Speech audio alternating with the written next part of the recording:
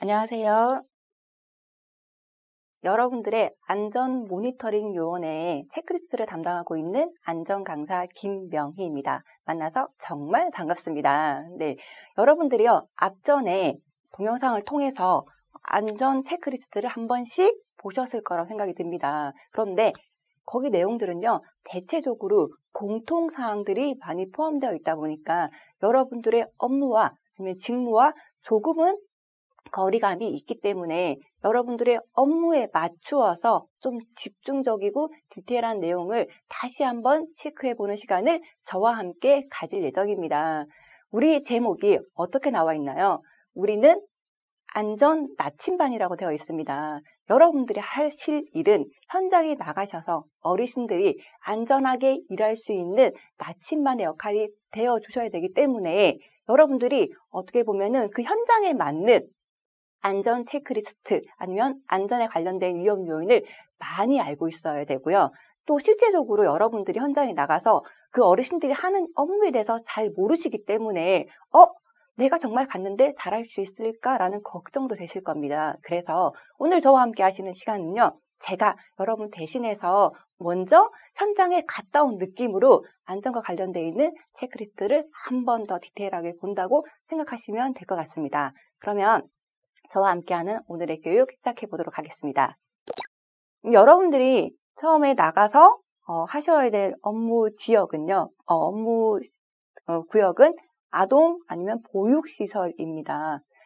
아동 보육시설에서 일하시는 노인들을 찾아가셔서 그분들이 하시는 업무에 대해서 얼만큼 안전한지 위험성을 보고 일을 하고 계신지를 체크하는 역할을 하시는 거죠. 이 아동 보육시설은요, 대부분 초등학교, 유치원, 어린이집을 가서 방문해서 그 시설에서 도움을 주거나 봉사활동을 하시는 어르신들입니다. 아동보호시설 업무 중에서요, 여러분들이 체크리스트 중에서 좀 더 중점적으로 보셔야 되는 사항들이 공통사항에서요, 첫 번째, 작업 전후 스트레칭이고요. 두 번째, 작업 전후 정리정돈. 네 번째, 중량물 취급 주의. 그다음에 체크리스트 실내 1에서는요. 16번에 넘어짐 주의, 18번에 냉온 물질 취급 시 주의사항, 20번에 배임 사고 주의입니다. 아동보호시설에서 근무하시는 노인들에게 찾아가서 여러분들이 안전 체크리스트를 작성하실 경우에는요. 전체적인 걸 다 보는 거 맞아요. 그런데 그 중에서도 이 6가지 사항들을 조금 더 집중적으로 보시고 체크해 주시면 고맙겠습니다. 아동보육시설에서 일하시는 어르신들에게 첫 번째로 보아야 되는 것이 작업 전후 스트레칭 확인입니다. 이 부분은 여러분들이 직접 가셔서 여쭤보시는 거예요. 어르신 일하시기 전에 혹시라도 가볍게 스트레칭을 하셨는지 한번 여쭤보시는 거죠. 왜 이것을 여쭤보냐 그러면은 공통사항에서 우리가 동영상에서 보셨다시피 스트레칭을 하는 이유는요. 뻣뻣하게 굳어있는 몸을 유연하게 풀어주기 위해서 하는 것이 스트레칭입니다. 아침에 일어나게 되었을 때는 좀 몸이 좀 굳어있는 느낌을 많이 받잖아요. 그런데 내가 움직인다든지 좀 스트레칭을 하고 나면은 좀 몸이 유연성을 많이 발휘할 수 있습니다. 이것을 꼭 해야 되는 이유는요. 아동보호시설이기 때문입니다. 우리가 같이 어울려 지낸다 하더라도 아이들의 활동량과 어르신들의 활동량의 체력은 굉장히 차이가 크죠. 여러분들도 아이들과 잠깐 봐주는 거는 가능하시지만 하루 종일 봐준다 그러면 굉장히 힘드시잖아요. 그런 것처럼 우리가 체력으로서 아이들의 활동량을 감당할 수 없기 때문에 아이들 보육시설에 가서 그 아이들과 놀아주는 행위 아니면 같이 이야기해주는 행위를 하더라도요. 체력 소모가 급격하게 떨어질 거고요. 그로 인해서 몸이 뻣뻣하게 되면은 넘어진다든지 부딪힌다든지 2차 사고로 이어질 가망성이 높기 때문에 아이들과 같이 행동하고 움직이는 장소에서는 스트레칭을 해서 아니면 꼭 작업 전후가 아니더라도요. 수시로 스트레칭을 해서 몸의 유연성을 만들어주는 것이 가장 좋은 방법입니다. 그래서 가셔가지고요. 한번 여쭤보시는 거죠. 혹시 업무 시작 전에 가볍게 스트레칭 하셨습니까? 라고 물어보시는 거예요. 예, 했으면 yes, 안 했으면 no라고 체크하시는 거겠죠. 또 하나, 이왕이면은 근무 끝나고 나서도 한번 하십니까? 물어보게 되면은 오전에 안 하신 분들은 거의 오늘도 잘 안 하시거든요. 한번 확인하시는 건데 오후에 같은 경우에도요. 업무가 끝난 다음에 경직되어 있던 내가 일을 하면서 좀 움츠러들어 있던 몸을 스트레칭을 함으로 인해서 풀어줘야지만 다음 날 일어날 때 좀 편안하게 일어날 수 있기 때문에 끝나고도 스트레칭 하시는 거 같이 한번 권고 드리는 걸로. 여기서 이야기하실 때는요. 우리는 안전 모니터링 요원이라고 하는 것은 그분들이 안전하게 일하는 거에 대해서 가서 지적질을 하기 위해서 하는 업무는 아닙니다. 그분들이 좀 더 안전하게 근무할 수 있게끔 도와드리기 위해서 체크리스트를 하는 거다 보니까 가서 혹시 스트레칭 하셨습니까? 이렇게 물어보시는 것이 아니라 아침에 일어나면 몸이 뻣뻣하게 굳어 있다 보니 몸의 유연성을 풀어주기 위해서 스트레칭을 하시고 작업하는 것이 좋습니다. 그러기 위해서 혹시 하셨습니까? 라고 물어보시는 거고요. 그분들이 이런 걸 왜 물어보냐고 얘기하실 수도 있잖아요. 그러면 여러분들은 똑같이 지적이 아니라 안전사고를 예방하기 위해서 얼만큼 안전수칙을 지키고 있는지 확인하기 위함입니다. 그래서 조금 부드럽게 다가가시는 것이 좋을 것 같습니다. 이렇게 해서 스트레칭의 유무를 한번 확인하시고요. 그 다음은 아동보육시설에서 정리정돈을 잘하고 있는지, 그로 인해서 넘어짐 사고가 없는지를 체크하시는 겁니다. 아동보육시설 하면 어떤 게 떠오르시나요? 아이들이 많이 있는 곳이잖아요. 그러다 보니까 바닥이라든지 모든 장소에 아이들이 가지고 놀 수 있는 장난감, 아니면 자동차, 바퀴 달려있는 장난감들이 굉장히 많이 있어요. 그럼 바닥에 그게 널브러져 있거나 어지럽게 되어 있으면은 그로 인해서 지나다니시다가 어르신들이 그 장난감에 발에 걸려서 넘어진다든지 바퀴가 달려있는 장난감을 잘못 밟아서 바퀴가 미끄러지면서 넘어질 수 있는 사고가 발생될 수 있기 때문에 아동보육시설이라든지 어린이집, 유치원 이런 곳에서는 아이가 놀고 난 다음 장난감은 즉시 정리정돈하는 것이 좋습니다. 그래서 여러분이 가셨을 때요, 그 어린이집, 유치원에서 아이들이 놀고 있지 않은 상황에서 바닥에 아이들 장난감이 혹시 정리가 되어 있는지 안 되어 있는지를 한번 확인해 보시는 거죠. 그리고 바닥에 장난감이 많기 때문에 걸어 다니시다가 넘어질 위험이 있다고 얘기 드렸잖아요. 그래서 이동하실 때 혹시 바닥을 잘 보고 이동하시는지도 여러분들이 체크해 보시면 좋겠습니다. 분명히 아이들이 많은 곳에서는 장난감이 있기 마련이고요. 아니면 장난감이 아니더라도 아이들이 갖고 놀다가 놓아둔 옷이라든지 책가방이라든지 이런 게 바닥에 있을 경우가 많이 있어요. 그것을 확인하면서 걸어 다니시는지 여러분들이 눈여겨 보셔가지고 체크사항에다가 yes 아니면 no를 체크하시면 좋겠습니다. 넘어질 경우에도요, 보통 어린아이들이 있는 경우 같은 경우는 두꺼운 매트가 깔려있는 곳도 있거든요. 근데 그 두꺼운 매트를 잘 보지 못하신다든지 아니면 본인의 체력이 조금 떨어지셔서 발을 잘 들지 못해서 그 발이 매트에 걸려서 넘어지는 경우도 있습니다. 그래서 걸어 다니실 때 조심해서 걸어 다니시는지를 잘 체크 부탁드리겠고요. 그 다음, 중량물 취급 주의입니다. 그러니까 공통적인 그 동영상에서 중량물 취급 주의에 대해서 들어보셨을 거예요. 여기서 말하는 중량물이라고 하는 것은 무거운 물건은 맞습니다. 근데 무거운 물건이라는 것이 10kg가 무거운 물건입니다. 20kg가 무거운 물건입니다라고 꼭 정해져 있는 건 아니에요. 같은 물건이라 하더라도 내가 들었을 때 그 물건이 무거우면 나에게는 중량물입니다.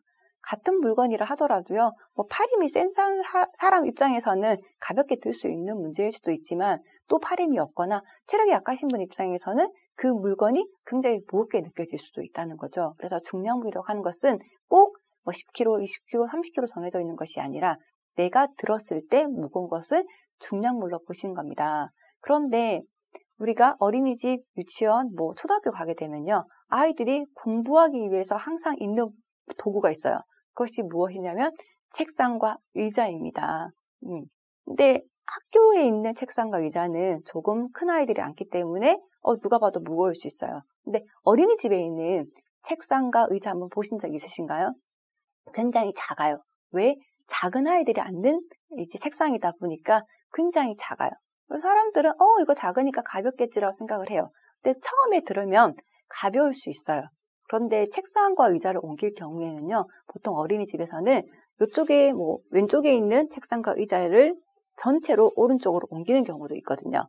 그렇게 옮기는 일이 발생이 되었을 때, 아니면 추가적으로 다른 모양, 동그란 모양으로 세팅을 한다든지, 아니면 네모난 모양으로 세팅을 한다든지, 아니면은 쌓아둔다든지, 이런 식으로 다른 형태로 책상과 의자를 분리할 수 있습니다. 그럴 때 어르신들이 보육시설에서 그 도움을 주기 위해서 책상과 의자를 옮길 때가 있는 거죠.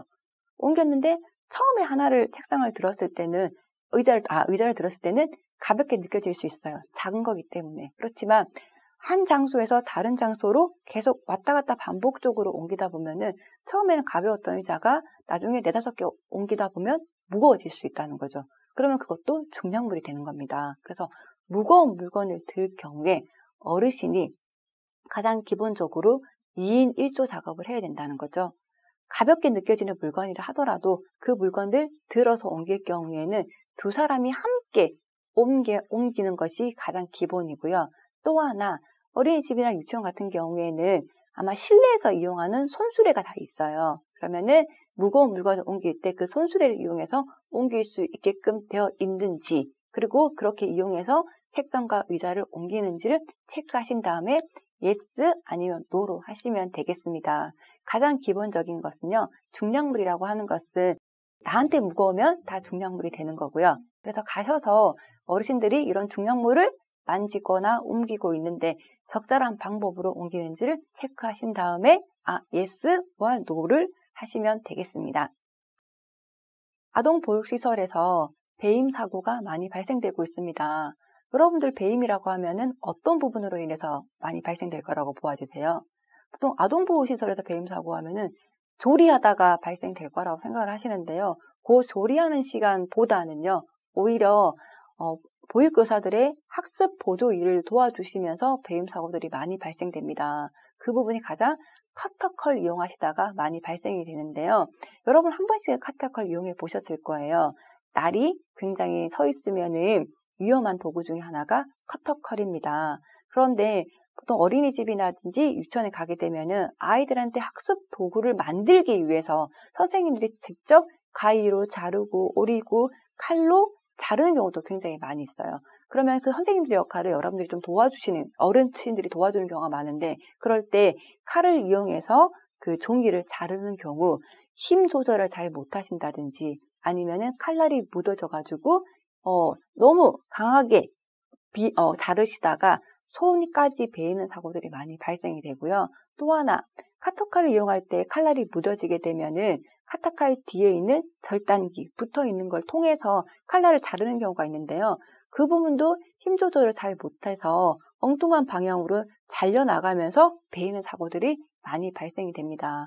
그래서 여러분들이 현장에 나가셔서 어르신들이 혹시라도 커터칼을 이용해서 종이를 자르고 있을 때 안전하게 자르고 있는지, 혹시 힘을 너무 강하게 주고 있는 건 아닌지 한번 체크해 보셔가지고 잘하고 있으면 yes, 잘 불안전한 자세로 하고 있다 그러면은 no라고 하시면 되겠죠. 그래서 배임 사고라고 하는 것은 꼭 조리시설에서 우리가 음식을 할 때만 발생되는 것이 아니라 아동보호시설 같은 경우에는 학습 보조 도구를 도와주다가, 그걸 말하는 걸 도와주다가도 사고가 많이 발생된다는 것을 알고 계시면 좋겠습니다. 그 다음이 냉온 물질 지급 시 주의사항입니다. 어린이집, 유치원, 학교 같은 경우에는요, 아이들에게 급식을 제공합니다. 급식을 제공할 때 대부분 급식기에다가 음식을 담아서 가져가는데요.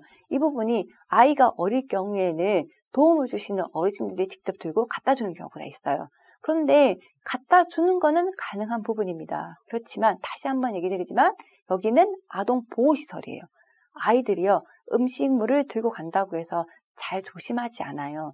자신들이 장난치다가 음식물을 들고 가는 어르신들과 부딪히는 경우가 많이 발생되는 거죠. 아이들이 웃으면서 앞을 보지 않고 장난치면서 뛰어다니다가 뜨거운 국 아니면 너무너무 차가운 얼음물 같은 걸 들고 가시는 어르신들을 툭 치어서 그 무게 중심을 잃으시고 뜨거운 국물 같은 경우에 데이는 사고들이 많이 발생됩니다.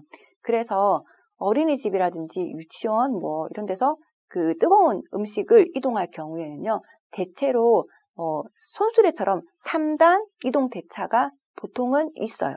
거기다가 옮겨서 이동하시는 것이 가장 좋은 방법이고, 그렇지 않을 경우에는 어르신들이 직접 이동하시는 것보다는 다른 사람한테 이동을 하신다든지, 아니면은 아이들이 뛰어놀지 않는 장소에서만 어르신들이 음식물을 들고 이동하는 것이 가장 안전한 방법입니다.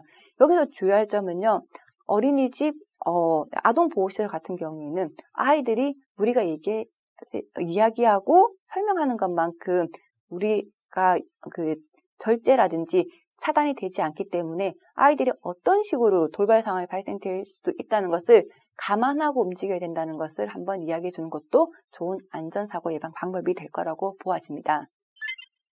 여러분들은 또 아이들이 있는 장소에서 아이들한테 생활 보조를 하거나 도움을 주는, 보육교사들한테 도움을 주는 어르신들을 방문을 해서 체크리스트를 작성할 예정입니다. 근데 여러분들이 먼저 생각하셔야 될 게 아동들이 있는 시설이다 보니까 여러분들도 아이들과 부딪히는 사고도 발생될 수 있고요. 넘어짐 사고가 발생될 수 있다는 걸 생각하셔가지고 조심해서 다니시고요. 또 하나 가셔가지고도 이런 돌발 상황들이 많이 있을 거라는 것을 생각하시고 가시다 보면은 체크리스트 작성하시기에 훨씬 더 도움이 되고 효과적일 거라고 봅니다. 저희가 갖고 있는 체크리스트가 다는 아니라고 생각이 듭니다. 그래서 혹시 가셨을 때 여러분들이 체크리스트에 있지 않는 또 다른 위험 요인이 있다 그러면은 메모지에다가 꼭 작성까지 부탁드리면서 오늘 시간 마무리 짓도록 하겠습니다. 수고 많으셨습니다. 감사합니다.